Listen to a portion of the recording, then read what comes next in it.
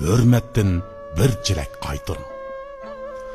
Hayatınızga xuşallık ata qılğanlarni hergiz unutmang. Sizge ərziyet yetkizgenlerni kechirib eting. Ammo beshingizga kun tushganda tashlab ketganlarni unutmang. Shundoq insonlardan bo'lingki, obro'yingizni qayrib qo'yib, boshqalarga xushallik beg'ishlay oladigan.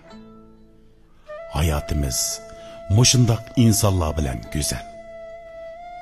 Na sabab, qaysi daqiqalarda ketishimiz aniq bo'lmagan bu safarda esil tilaklarimiz bilan xayrli sahar deyishimizning o'zi bir g'animat. Hayot hamon oxirlashadigan bir yo'l. Bu yo'lning oxirlash nuqtasi qachon? Bu hech kim bilmaydigan bir sir. Qosh bilan kirpik orasidagi bu hayotni qadrlang. Kesel karvetidagi shu og'riqning g'uborsiz ko'zlari, hayot, men sana tig'i qonmagan edim deb yosh to'kmoqda. Qadamlari xato besilish sabablik jazo kutayotgan bir yurak. Ey hayot, men seni qadrlamadim deb tepichaklamoqda.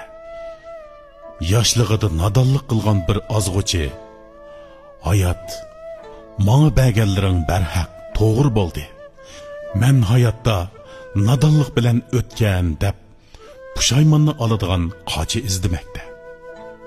Ömrünü obro'y parastlik bilan o'tkazgan bir notivan, men butun hayotimni mushundoq katta o'ylab qoptiman deb azob chekmoqda. To'g'ri. İnsanlar oldida baslashish to'g'ri kelsa, har kim o'zi qilgan yaxshi amallarining oz ko'pligi to'g'risida baslashishi kerak edi. Hayotning ma'nosini tushungan inson 抖音